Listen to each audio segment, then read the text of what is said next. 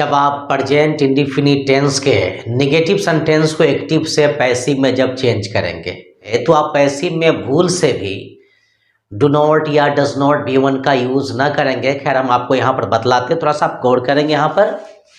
अब जैसे कि क्वेश्चन है यहाँ कि we do not need 3 pens, तो सबसे पहले हम आपको फिर एक बात याद दिला देना चाहते हैं कि सबसे पहले आप अपने क्वेश्चन में पहले ये पता करें कि मेरे क्वेश्चन में मेरा ऑब्जेक्ट कौन है। तो मेरे क्वेश्चन में मेरा ऑब्जेक्ट 3 पेन्स, बी मतलब हमें डू नॉट नीड मतलब जरूरत नहीं है किस चीज़ की, तो 3 कलम की। तो सबसे पहले जब आप बेटा इसको एक्टिव से पैसिव में चेंज करोगे तो सबसे पहले करना क्या है कि एक में ऑब्जेक्ट लगाना है। तो ऑब्जेक्ट मेरा कौन है? 3 पेन्स। तो सबसे पहले आप यहाँ पर THREE लिखने के बाद आप यहाँ पर पेन्स लिखेंगे और 1 नंबर खत्म होने के बाद 2 नंबर में चलेंगे। लेकिन एक बात आप याद रखेंगे कि जब तक 1 नंबर का काम खत्म नहीं तब तक आपको 2 नंबर में चलने की जरूरत नहीं है। 2 नंबर में IS का यूज करना है। तो आपका ऑब्जेक्ट क्या है? प्लूरल नंबर में यानी बहुवचन में, यानी एक से अधिक कलम की बात हो रही है। तो यहाँ पर हम क्या लिखेंगे? आर लिखेंगे। अगर यहाँ पर 1 पेन होता तब जाकर के हम क्या करते कि ईच का यूज करते। नंबर 3 में करना क्या कि नोट लगाना है। तो आप यहाँ पर एक काम करो, ये नोट लगाओ। अब आपसे यहाँ पर कोई आदमी सवाल ये करेगा कि आपके क्वेश्चन में ये डू नॉट है, जब आप एक्टिव से पैसिव बनाए तो डू नॉट कहाँ गया? दूसरी बात आपसे ये सवाल करेंगे कि जब आपके क्वेश्चन में आर नोट नहीं है तो आपके आंसर में आर नोट आया कहाँ से? अब ये 2 मैटर में जाकर के मेरे विद्यार्थी जी फंस जाते हैं। तो हम आपको बतला देते हैं यहाँ पर डू नॉट का यूज़ एक्टिव वॉइस के निर्माण करने के लिए किया गया है और आर नॉट का यूज़ पैसिव वॉइस के निर्माण करने के लिए किया गया है। अगर यहाँ से हम आर को मिटा देते हैं और यहाँ पर डू का डू उतार देते हैं तो फिर ये जो मेरा क्वेश्चन है ये एक्टिव रह जाएगा। यूँ कह लें कि एक्टिव का ये सही ही नहीं, मतलब ये पूरी तरह से रॉन्ग होता चला जाएगा। तो आप ऐसी गलती ना करेंगे। हाँ, एक बात और, यहाँ पर नॉट के बाद करना है क्या कि V3 का यूज़ करना है।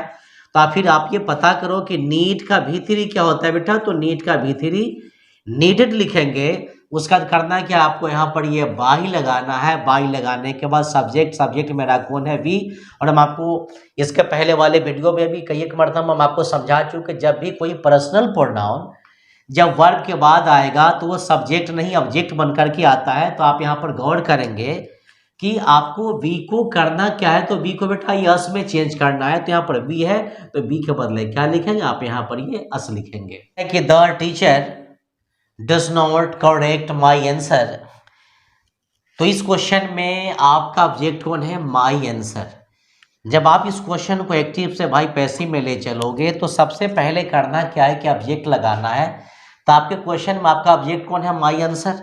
तो आप यहाँ पर सबसे पहले माई के बाद ANSWER माई आंसर लिखेंगे। 2 नंबर में IS लगाना है। तो यहाँ पर आंसर क्या, एक ही उत्तर की बात हो रही है। तो आप यहाँ पर ईच को डाल लीजिए और यहाँ पर नोट को डालना है। तो फिर आप यहाँ पर ये नोट को डाल लो। तो इस तरह से ये 3 नंबर काम कंप्लीट। लेकिन 3 में अभी भी नोट के बाद V3 लगाना बचा हुआ है। तो आप यहाँ पर एक काम करो कि करेक्ट जो है ये CORRECT भाई करेक्ट का V3 करेक्टेड लिखेंगे। उसका करना क्या है कि भाई आप लोग यहाँ पर बाई को लगा लीजिए। अब रही बात यहाँ पर कि आपके क्वेश्चन में आपका सब्जेक्ट कौन है भाई? तो आपका सब्जेक्ट कौन है? The teacher. तो आप यहाँ पर ये द लिखेंगे। द लिखने के बाद टीचर। लेकिन एक बात आप याद रखेंगे कि वर्ब के बाद कोई भी सब्जेक्ट जब आता है तो फिर उसे सब्जेक्ट कहना गलत, तो सब्जेक्ट कहा जाता है। तो यहाँ पर ये डस के पहले ये द टीचर क्या ये सब्जेक्ट है, लेकिन लास्ट में यानी ये बाई के बाद आकर के ऑब्जेक्ट हो गया। They do not rise this point. तो इस क्वेश्चन में दिस पॉइंट क्या है? आपका ऑब्जेक्ट है। तो सबसे पहले आप यहाँ पर एक काम करो कि पहले ऑब्जेक्ट लगाओ। तो ये जो दिस पॉइंट क्या है आपका? ये बेटा ये ऑब्जेक्ट है। तो आप यहाँ पर सबसे पहले दिस का दिस लिख लीजिए। POINT पॉइंट का पॉइंट। 2 नंबर में जा रहे हैं। पॉइंट यहाँ पर एक ही वचन में है, सिंगुलर नंबर में है। तो आप यहाँ पर इज लिखेंगे। उसका करना क्या है? यहाँ नोट को डालना है। तो आप यहाँ पर नोट को डालो। उसका करना क्या है? V3 डालना है। तो ये जो राइज है RAISED राइज्ड, ये इसका V3 हो जाएगा। उसके बाद करना क्या है, आप यहाँ पर ये बाई को डाल लीजिए। अब आपके क्वेश्चन में ये दे बच गया, तो फिर ये पता करो कि दे किस में जाएगा। तो दे को किस में चेंज करना भाई, ये देम में चेंज करना है। तो आप यहाँ पर फिर से ये देम को लिख लीजिए। तो 1 नंबर में ऑब्जेक्ट, तो यहाँ पर दिस पॉइंट आपका ऑब्जेक्ट हो गया। 2 नंबर में इस आरे में लगाना है, तो यहाँ पर दिस पॉइंट सिंगुलर नंबर है, इसलिए आप यहाँ पर ईच को लगा लीजिए। 3 नंबर में नोट को डालना है, तो आप यहाँ पर नोट को डाल दीजिए। उसके बाद V3 का यूज करना है, तो राइज का V3 राइज लिखेंगे। उसका करना क्या है कि बाई लगाना, तो आप यहाँ पर बाई को लगा लो। फिर यहाँ पर दे है, तो आप यहाँ पर गौर करेंगे कि दे को किस में चेंज करना है, देम में। तो इस तरह से आपका यहाँ तक ये क्वेश्चन कंप्लीट हो गया। Animals do not possess hands. इस क्वेश्चन में ये जो हैंड्स है यही आपका ऑब्जेक्ट है, और ये एनिमल्स क्या है आपका, ये सब्जेक्ट है। इससे सब्जेक्ट वो सब्जेक्ट, और ये पॉजेस क्या है बेटा, ये आपका ये वर्ब है। जब आप इसको एक्टिव से पैसिव में चेंज करोगे तो सबसे पहले बस वही काम करना है जो आप ऊपर के सभी क्वेश्चन में करते आए हैं। तो इस क्वेश्चन में आपका ऑब्जेक्ट हैंड्स है, तो आप यहाँ पर हैंड्स लिख लो। 2 नंबर में ईच आरे में लगाना है, तो हैंड्स की बात हो रही है, तो यहाँ पर एक से अधिक हैंड्स की बात है, इसलिए आप यहाँ पर ईच ना लगाएंगे, आर लगाएंगे यहाँ पर। उसका करना क्या है कि नोट को डालना है, तो आप यहाँ पर नोट को डाल लीजिए। उसका V3 का यूज करना है, तो पॉजेस का V3 POSSESSED पॉजेस्ट लिख लेंगे। उसका करना क्या है कि चौथे नंबर में बाई डालना है, तो आप यहाँ पर बाई को डाल लो। आप यहाँ पर लास्ट में ANIMALS एनिमल्स लिखेंगे। अगली क्वेश्चन है, she does not study that report. She does not study that report. तो सबसे पहले आप यहाँ पर ये जान ले कि दैट रिपोर्ट, ये जो 2 वर्ड हैं यही आपके क्या ही ऑब्जेक्ट है, और ये सी क्या है आपका सब्जेक्ट है, और ये स्टडी क्या आपका ये वर्ब है। तो सबसे पहले ऑब्जेक्ट जो डालना है, तो आप यहाँ पर सबसे पहले बेटा ये दैट लिखेंगे। दैट लिखने के बाद REPORT, रिपोर्ट यहाँ पर सिंगुलर नंबर में है, इसलिए आप यहाँ पर इज लिखेंगे। और इज का काम खत्म होने के बाद अब आगे चलेंगे तो 3rd नंबर में आपको नोट मिलेगा, तो आप यहाँ पर नोट को डाल लो। और रही बात स्टडी की, तो स्टडी का V3 STUDIED स्टडीड लिखेंगे। फिर उसके बाद चौथे नंबर में आप लोग यहाँ पर ये बाई को लिख लो, और बाई लिखने के बाद रही बात यहाँ पर सब्जेक्ट की, तो सी का यहाँ पर क्या काम करेंगे भाई, आप यहाँ पर यह लिखेंगे। फिर से देख लेते हैं। 1 नंबर में ऑब्जेक्ट डालना है, तो यहाँ पर ये दैट रिपोर्ट यहाँ पर हम डाल दिए। लेकिन एक बात आप याद रखेंगे, यहाँ पर रिपोर्ट इस जगह पर यानी एक्टिव में यहाँ पर दैट रिपोर्ट ये ऑब्जेक्ट है, लेकिन यही दैट रिपोर्ट जब पैसिव में आएगा तो ये ऑब्जेक्ट नहीं, ये सब्जेक्ट कहलाना शुरू कर देगा। और हम आपको यहाँ पर भी लिख चुके हैं कि ऑब्जेक्ट है, लेकिन इसका प्रयोग किस रूप में करना है भाई, सब्जेक्ट रूप में। 2 नंबर में इज आने में लगाना है, तो यहाँ पर रिपोर्ट सिंगुलर नंबर में है, इसलिए आप यहाँ पर इज डालेंगे। नंबर 3rd में नोट को डालना है, तो यहाँ पर नोट आ गया। अब रही बात यहाँ पर V3 की, तो ये स्टडी का V3 हम स्टडीड लिखेंगे। उसका यहाँ पर बेटा बाई का बाई लिखेंगे, और सी का यहाँ पर हम हर लिखेंगे। We do not like politics. जब आप इस क्वेश्चन को एक्टिव से पैसिव में ले चलेंगे तो थोड़ा सा आपको यहाँ पर एक सावधानी बरतना पड़ेगा। सावधानी ये बरतना है कि जैसे कि आपके क्वेश्चन में आपका ऑब्जेक्टिव पॉलिटिक्स है ये। अब मेरे बहुत सारे विद्यार्थी पॉलिटिक्स को यहाँ पर प्लूरल ऑब्जेक्ट मान लेंगे, और प्लूरल ऑब्जेक्ट मानने के बाद यहाँ पर पॉलिटिक्स के साथ भी आर का यूज करेंगे, और ये बनाना क्या हो जाएगा, गलत हो जाएगा। तो POLITICS पॉलिटिक्स। पॉलिटिक्स में एस दिखने के कारण ऐसा ये लग रहा है कि ऑब्जेक्ट ये प्लूरल है, लेकिन एक बात आप याद रखेंगे, किसी भी भाषा के साथ या विषय के साथ हमेशा इज का ही यूज किया जाएगा। तो आप यहाँ पर इज लिखेंगे, ऐसा नहीं कि यहाँ पर ये पॉलिटिक्स है तो आप यहाँ पर आर लगा दो। अगर यहाँ पर आप आर का यूज करते हैं तो आर का प्रयोग करना सरासर गलत हो जाएगा। पॉलिटिक्स मतलब राजनीति, राजनीति एक वचन है, एक वचन होने के कारण यहाँ पर इज लगाएंगे, ना कि यहाँ पर पॉलिटिक्स में इज लगा हुआ तो आप यहाँ पर आर का यूज करेंगे। तो आप यहाँ पर आर का यूज ना करेंगे, इज का ही यूज करेंगे। और नंबर 3 में नॉट V3 का जो यूज करना आप यहाँ पर देख रहे हैं, नॉट V3, तो आप यहाँ पर एक काम करो भाई, नॉट का नॉट लिखेंगे। रही बात V3 की, तो लाइक का V3 बेटा हम लाइक लिखेंगे, बाय लिखेंगे, और हम रही बात यहाँ पर वी की, तो वी का क्या लिखेंगे, यहाँ पर मस्ट लिखेंगे।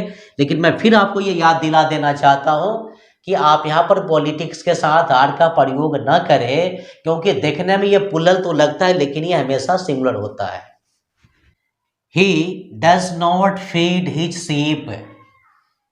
तो आपको कभी कभी वॉइस में ऐसा ऐसा ऑब्जेक्ट डाल दिया जाएगा कि आपको पता नहीं चलेगा कि कौन सिंगुलर है कौन प्लुरल है, लेकिन हम आपके सारे डाउट को क्लियर कर देते हैं। अब यहाँ पर सीप की बात कर लेते हैं। ये जो सीप मतलब भेड़, ये सीप को हमेशा प्लुरल ही कहा जाता है। अब आप बोलेंगे कि सर एक भेड़ होगा तो उसको क्या बोलेंगे, तो एक भेड़ को हम अ सीप बोलेंगे, अ सीप। अगर दो भेड़ हो तो टू सीप, सीप्स नहीं कहना है, सीप। टू सीप्स कहना सरासर गलत है। तीन भेड़ हो तो थ्री सीप, यानी सीप में एस का यूज किया ही नहीं जाता है। तो आपके क्वेश्चन में यहाँ पर ये जो आपका ऑब्जेक्ट है हिज सीप, ये क्या है आपका, ये प्लुरल, ये क्या है, पी से प्लुरल, ओ से क्या है बेटा, ये ऑब्जेक्ट, प्लुरल ऑब्जेक्ट।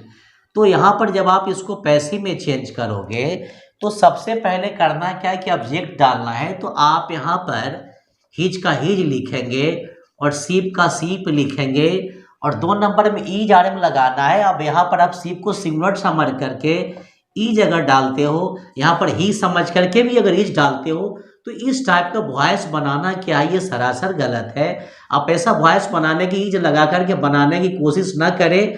अगर आप यहाँ पर ये हिज है, हिज के बाद सीप, सीप के बाद क्या लिखेंगे, यार्ड लिखेंगे, तो ये बनाना क्या हो जाएगा, ये सही हो जाएगा।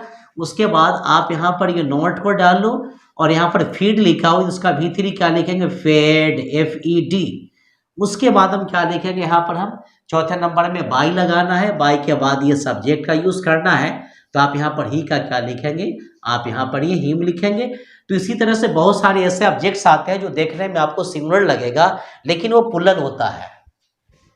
ही does not sell his deer, he means वह डज नॉट सेल मतलब नहीं बेचता है, हिज डियर मतलब अपने हरिन को यानी अपने हिरन को। तो कहने का मतलब यहाँ पर यह है, ये जो डियर लिखा हुआ है, डियर में एस लगा करके कभी भी इसे प्लुरल बनाया नहीं जाता है। डियर सिंगुलर नंबर भी होता है, प्लुरल नंबर भी होता है। तो कहने का मतलब यहाँ पर अगर एक हिरन की बात अगर कही जाए तो हम वन डियर का यूज करेंगे, लेकिन यहाँ पर ये जो आपका ऑब्जेक्ट है हिज डियर, ये भी आपका क्या है, ये प्लुरल नंबर में है। तो जब आप इसको पैसिव में ले चलेंगे तो सबसे पहले ये जो यहाँ पर ऑब्जेक्ट डालना है, तो आप यहाँ पर सबसे पहले हिज का हिज और ये बेटा डियर का डियर, हिज डियर। और आप यहाँ पर 2 नंबर में ईज आर एम जो लगाने की बात है, तो आप यहाँ पर भूल से भी ईज ना लगाएंगे, आप यहाँ पर आर ही लगाएंगे। और आर के बाद करना क्या है बेटा, ये 3rd नंबर दिख रहा है ना आप लोग, यहाँ पर 3rd नंबर में नोट डालना है। तो आप लोग यहाँ पर एक काम करो कि भाई ये नोट डाल लो और सेल का V3 क्या लिखेंगे, हम ये सोल्ड लिखेंगे। सोल्ड लिखने के बाद आप यहाँ पर बाई लिख लो और ही का क्या लिखेंगे, यहाँ पर ये जो ही है आप यहाँ पर ही को ही में चेंज कर। She does not do her homework, she does not do her homework. इस क्वेश्चन में आपका ऑब्जेक्ट ये हर से शुरू है और ये वर्क में जाकर के खत्म है, और ये जो वर्ड सी है ये आपका क्या है, सब्जेक्ट है। हम आपसे यहाँ पर एक सवाल पूछेंगे कि पहले आप ये बताइए कि सी में और हर होमवर्क में क्या अंतर है। तो आप डायरेक्ट ये बोलेंगे कि सर ये सी मेरा सब्जेक्ट है और हर होमवर्क ये मेरा क्या है बेटा, ये ऑब्जेक्ट है। तो सबसे पहले करना क्या है, यहाँ पर जो ऑब्जेक्ट डालना है, तो ऑब्जेक्ट मेरा क्या है यहाँ पर हर। लेकिन जैसे ही यहाँ पर हम हर लिखे, मेरे एक विद्यार्थी जी का सामने से एक सवाल आ रहा है, बेटा क्या सवाल है आपका, बोलिए। यानी आपका सवाल यहाँ पर यह है कि आप यहाँ पर कहना यह है कि सर आप ये सिखाए हैं कि सी को हर में चेंज करना है, या आप यूँ कह लें कि हर को सी में चेंज करना है। बहुत अच्छी बात है, हम हर को सी में चेंज करेंगे, मगर कब, जब सी के बाद कोई भी वस्तु ना हो, कोई भी नाउन ना हो। अब जैसे कि यहाँ पर ये देख रहे हैं आपकी हर होमवर्क, अगर यहाँ पर ना होम होता ना वर्क होता, सिर्फ हर होता, क्या होता भाई, ना यहाँ पर होम होता ना वर्क होता, सिर्फ यहाँ पर क्या होता, हर होता। तो हम ऐसी परिस्थिति में हम क्या काम करते, हम हर को यहाँ पर उठाते और यहाँ पर हर को किस में चेंज करते, हम यहाँ पर सी में चेंज करते। लेकिन अगर हर के बाद अगर कोई भी सजीव या निर्जीव वस्तु हो, यानी लिविंग थिंग्स हो चाहे नॉन लिविंग थिंग्स हो, तो फिर ऐसी परिस्थिति में हर को बेटा सी में चेंज करना सरासर गलत माना जाता है। लेकिन अभी हम आपके डाउट को हम नीचे हम क्लियर कर देंगे। पहले आप इस क्वेश्चन को पहले आप देख लीजिए और इधर उधर की बात पहले आप बंद कीजिए। तो हर लिखने के बाद आप यहाँ पर ये होम लिखेंगे। होम लिखने के बाद आप यहाँ पर ये वर्क लिखेंगे, हर होमवर्क। अब उसके बाद करना क्या है कि हर होमवर्क को हमेशा सिंगुलर नंबर माना जाता है, एक वचन माना जाता है, इसलिए आप यहाँ पर ईच को ही ले चलेंगे। और ईच के बाद करना क्या है कि नॉट V3 का यूज करना है, तो आप यहाँ पर ये नॉट को नॉट डाल लो। और रही बात यहाँ पर डू की, तो डू का V3 क्या लिखेंगे बेटा, ये डन लिखेंगे। और उसके बाद करना क्या है कि बाई का बाई लिखेंगे और ये जो सी है आप यहाँ पर ये हर लिखेंगे। अब हम आपके डाउट को क्लियर कर देते हैं कि आपका सवाल यहाँ पर ये था कि सर आप फार्मूला यहाँ पर लिखे कि हर को सी में चेंज करो, लेकिन सर यहाँ पर तो आप हर का हर लिखे हैं। चलिए हम आपको डाउट को क्लियर कर देते हैं। अब आप ये वाले हर में अंतर करें और नीचे वाले हर में आप अंतर करें। ऊपर वाला जो हर लिखा हुआ यहाँ पर हर के बाद क्या है, ये नाउन है, ये वस्तु है, लेकिन नीचे वाले हर में कोई वस्तु नहीं है। अगर हर के बाद अगर कोई वस्तु गणना हो तो फिर हम हर को क्या काम करेंगे, हम सी में चेंज करेंगे। जब हर के बाद कोई वस्तु अगर ना हो तो हम हर को किस में चेंज करेंगे भाई, हम सी में चेंज करेंगे। लेकिन ऊपर वाले क्वेश्चन में हर के बाद क्या, ये होमवर्क क्या है, ये वस्तु है, ये नाउन है, इसलिए यहाँ पर हर के बदले हर ही लिखा गया है, सी लिखा नहीं गया है। तो जहाँ तक मेरा ख्याल है कि अब आप ये समझ गए होंगे कि हर को सी में चेंज कब करना है, कब चेंज नहीं करना है। तो आपका कहना यह है कि सर हर के बाद अगर कोई वस्तु रहेगा तो हम हर को हर ही लिखेंगे, सी नहीं लिखेंगे। हाँ, अगर हर के बाद वस्तु न रहेगा तो जैसे कि इस क्वेश्चन में हर के बाद कोई वस्तु नहीं है, इसलिए यहाँ पर ये वाले हर को यहाँ पर सी में चेंज किया गया है। अब यहाँ पर 2 नंबर में चलना ही जा रहे में, तो यहाँ पर सी के अनुसार करना क्या बेटा, ये इस डालना है। इसके बाद फिर ये आप ये नोट को डाल लीजिए। और रही बात यहाँ पर इनवाइट की, तो INVITED ये इन्वाइटेड लिखेंगे।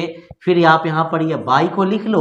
और रही बात आई की, तो यहाँ पर हम क्या काम करेंगे, ये में लिखेंगे does see lock of the gate. और ये जो सेंटेंस है आपका इंट्रोगेटिव सेंटेंस है। तो इंट्रोगेटिव सेंटेंस को जब आप एक्टिव से पैसिव में चेंज करेंगे तो सबसे पहले इसमें आपको ईज RM का यूज करना है। लेकिन अब सवाल होता है ईज लगेगा कि आर लगेगा कि एम लगेगा। ये बात जानने के लिए सबसे पहले आपको अपने ऑब्जेक्ट पर ध्यान देना पड़ेगा। तो आपका ऑब्जेक्ट यहाँ पर दी गेट है, तो पहले आप ये डिसीजन करें कि मेरा ये जो दी गेट ऑब्जेक्ट है ये सिंगुलर है कि प्लूरल है। तो ये आपका सिंगुलर नंबर है। तो सिंगुलर नंबर होने के कारण आप यहाँ पर आर को और एम को छोड़ेंगे और आप यहाँ पर डायरेक्ट ईच को लिखेंगे। अगर आपके मन में एक डाउट ये चल रहा है कि सर यहाँ पर सी लिखा हुआ है, सी के कारण ही ईज होगा, तो ये सोचना क्या है, आपका सरासर गलत है। आप ऐसी गलती ना करेंगे। 2 नंबर में ऑब्जेक्ट डालना है, तो आपका ऑब्जेक्ट क्या हो जाएगा, यहाँ पर दी लिखने के बाद ये गेट लिखेंगे। नंबर 3 में V3 का यूज करना है। तो ये जो वर्ड है लॉकअप, यही आपका वर्ब है। तो लॉकअप का V3 क्या हो जाएगा भाई, LOCKED, लॉक्ड अप। और V3 के बाद करना क्या है कि आपको चौथा नंबर बेटा ये बाई को डालना है। उसके बाद ये आपका सब्जेक्ट कौन है, सी है। तो आप यहाँ पर एक काम करो, सी का हर लिखेंगे। तो आप एक बार देख लेते, 1 नंबर में ईज RM लगाना है, तो आपका ऑब्जेक्ट यहाँ पर दी गेट है। तो दी गेट के सिंगुलर नंबर होने के कारण आप यहाँ पर ईज लिखेंगे। 2 नंबर में ऑब्जेक्ट डालना है, तो आपका ऑब्जेक्ट द गेट है, तो आप यहाँ पर द गेट लिखेंगे। नंबर 3 में V3 का यूज करना है। तो लॉकअप का V3 लॉक्ड अप होता है, लॉक्ड अप। उसके बाद चौथे नंबर में बाई लगाना, तो आप यहाँ पर बाई को लगा लो। चौथे नंबर के बाद 5वें नंबर में सब्जेक्ट आपके यहाँ पर सी है, तो आप यहाँ पर ये गौर करेंगे कि सी को किस में चेंज करना है। तो बेटा ये सी को हर में चेंज करना है। Does your father respect the rich, does your father respect the rich. इस क्वेश्चन में आपका ऑब्जेक्ट कौन है, ये द रिच। हालांकि मैं आपको एक बात ये बता देना चाहता हूं कि रिच यहाँ पर देखने में सिंगुलर नंबर यानी एक वचन लगता है, लेकिन ये हमेशा रिच जो होता है वो हमेशा प्लूरल नंबर होता है। द रिच मतलब धनी लोग, तो धनी लोग मतलब पूरे वर्ल्ड के धनी लोग। तो यहाँ पर ये सिंगुलर नंबर नहीं है, ये पुलर नंबर है। तो द रिच के पुलर नंबर होने के कारण आप किसका यूज करेंगे, यहाँ पर आप आर का यूज करेंगे। 2 नंबर में ऑब्जेक्ट डालना है तो आपका ऑब्जेक्ट यहाँ पर द रिच है, तो आप यहाँ पर द रिच लिख लीजिए। उसका करना क्या है कि V3 का यूज करना है। तो ये जो वर्ड रेस्पेक्ट है, आप यहाँ पर रेस्पेक्ट को RESPECTED रेस्पेक्टेड लिख लीजिए। उसका करना क्या है कि बाई डाल लीजिए। बाई डालने के बाद आपको करना है कि यहाँ पर सब्जेक्ट आपको यूज करना है। तो सब्जेक्ट आपका कौन है, योर फादर। तो आप यहाँ पर योर का योर लिखे, और यहाँ पर रही बात फादर की, तो हम यहाँ पर नीचे डाल देते हैं। आप यहाँ पर ये फादर का बेटा क्या काम करेंगे, फादर ही लिखेंगे। ये थर्ड क्वेश्चन थोड़ा सा लंबा है। Does he disturb this boy, that boy and my brother. अब रही बात यहाँ पर इस क्वेश्चन में आपका ऑब्जेक्ट कौन है। एक ऑब्जेक्ट यहाँ पर दिस बॉय है, एक ऑब्जेक्ट यहाँ पर दैट बॉय है, और एक ऑब्जेक्ट यहाँ पर माई ब्रदर है। लेकिन सवाल ये होता है कि पहले तो आप ये जरूर बता देंगे कि ये तीनों ऑब्जेक्ट सिंगुलर है कि प्लूरल है, तो आपका जवाब ये आएगा कि सर ये 3 ऑब्जेक्ट्स हैं, सर ये 3 ऑब्जेक्ट्स हैं, ये तीनों ऑब्जेक्ट सर प्लूरल है। लेकिन फर्स्ट किसको माना जाए, तो जहां तक सवाल होता है डिस्टर्ब की, ये डिस्टर्ब मेरा क्या है बेटा, ये वर्ब है। तो यानी वर्ब के बाद, वर्ब के ठीक बाद जो वर्ड होता है उसी को फर्स्ट ऑब्जेक्ट माना जाता है। ये मेरा फर्स्ट ऑब्जेक्ट, ये मेरा सेकेंड ऑब्जेक्ट, और ये माई ब्रदर ये मेरा क्या, ये थर्ड ऑब्जेक्ट है। अगर आप पैसिव बनाने वक्त अगर आप यहाँ पर दिस बॉय को छोड़ देते हैं, दैट बॉय को छोड़ देते हैं, और माई ब्रदर को पहले अगर आप यहाँ पर ये डाल लेते हो, तो फिर इस टाइप का पैसिव बनाना क्या होता है बेटा, वो सरासर गलत होता है। तो आप ऐसी गलती भूल से ना करेंगे। तो आपका ऑब्जेक्ट पुलर नंबर में है, तो पुलर नंबर होने के कारण करना क्या है, आपको यहाँ पर ये आर का यूज करना है। उसके बाद 2 नंबर में ऑब्जेक्ट लगाना है। तो ऑब्जेक्ट आपका दिस बॉय से शुरू और माई ब्रदर में आकर के खत्म हो गया है। तो आप यहाँ पर ये दिस बॉय का भाई दिस बॉय लिख लो। उसके बाद दैट बॉय बच गया, तो ये भी लिख लीजिए दैट बॉय।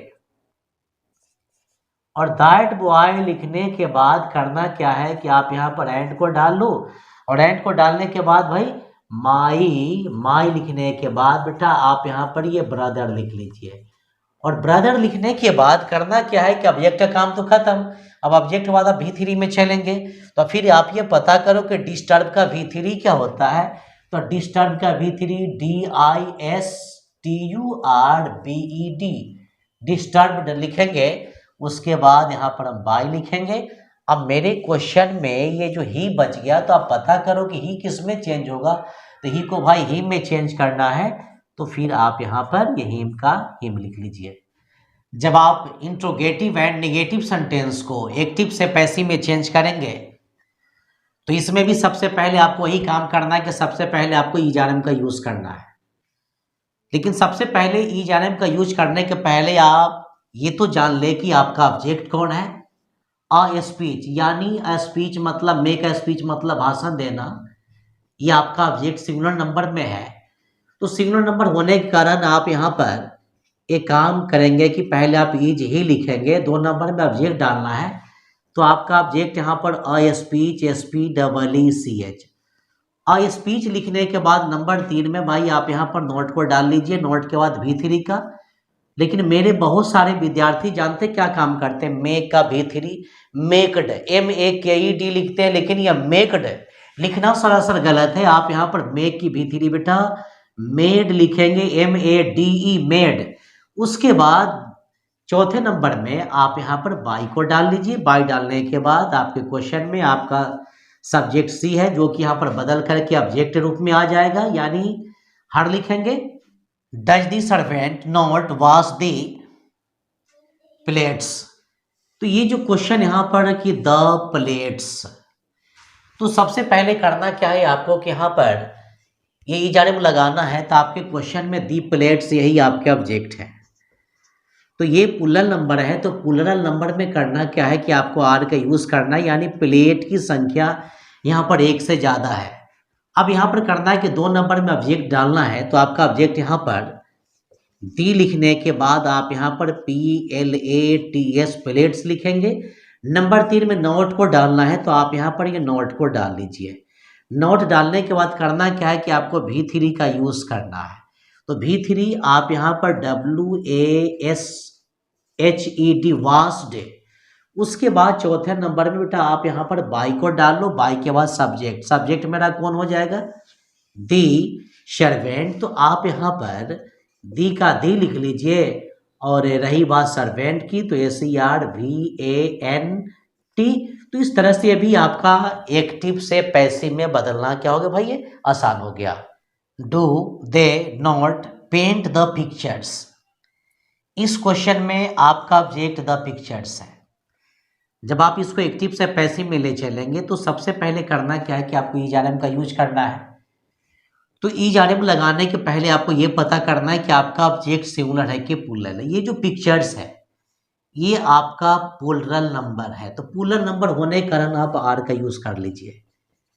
उसके बाद 2 नंबर में ऑब्जेक्ट लगाना है तो आपका ऑब्जेक्ट द लिखने के बाद PICTURES पिक्चर्स लिखेंगे। इसके बाद नोट का यूज करना है तो आप यहाँ पर ये नोट का यूज कर लीजिए। उसका V3 का यूज करना है तो पेंट का V3 PAINTED ये पेंटेड लिखेंगे। और पेंटेड लिखने के बाद करना क्या है कि आपको यहाँ पर ये बेटा बाई डालना है। आप यहाँ पर बाई को डाल लो। बाई के बाद सब्जेक्ट, तो सब्जेक्ट यहाँ पर ये जो दे लिखा हुआ है आप यहाँ पर दे का क्या लिखेंगे भाई, ये देम लिखेंगे। फिर से समझ लेते हैं। 1 नंबर में ERM लगाना है तो आपका ऑब्जेक्ट यहाँ पर प्लूरल नंबर में है तो यहाँ पर R लग गया। 2 नंबर में ऑब्जेक्ट डालना है तो ऑब्जेक्ट आपके यहाँ पर द पिक्चर्स है, इसलिए यहाँ पर हम द पिक्चर्स को डाल दिए। लेकिन आप एक बात हमेशा याद रखेंगे कि है ऑब्जेक्ट, लेकिन आपको इसे हमेशा सब्जेक्ट मान करके ही बनाना है। नंबर 3 में V3 का यूज करना है तो आप यहाँ पर नंबर 3 में V3 डाल लिए। उसके बाद V3 नोट के बाद V3 तो पेंट का पेंटेड लिखेंगे। फिर यहाँ पर ये बाई डालना है तो आप यहाँ पर बाई लिख लो। उसके बाद सब्जेक्ट यहाँ पर देखा बेटा क्या लिखेंगे, हम यहाँ देम लिखेंगे। तो जहाँ तक मेरा ख्याल है कि आपको प्रेजेंट इंडेफिनिट टेंस का नेगेटिव सेंटेंस कह ले, चाहे इंट्रोगेटिव सेंटेंस कह ले या इंट्रोगेटिव एंड नेगेटिव सेंटेंस कह ले, आपको इसे एक्टिव से पैसिव में बदलने में किसी किस्म का डाउट नहीं होना चाहिए। लेकिन सबसे बड़ी बात यहाँ पर यह है कि हम आपके उस डाउट को क्लियर कर दिए हैं जो ऑब्जेक्ट देखने में सिमिलर लगता है लेकिन वो हमेशा प्लूरल लगता है। और इस क्वेश्चन में ऐसे ऐसे बहुत सारे ऐसे भी ऑब्जेक्ट्स डाले गए हैं जो देखने में प्लूरल तो लगते हैं लेकिन वे हमेशा सिंगुलर होते हैं। तो आज के लिए इतना ही। मेरा वीडियो देखने के लिए आप लोग को लॉट्स ऑफ थैंक्स।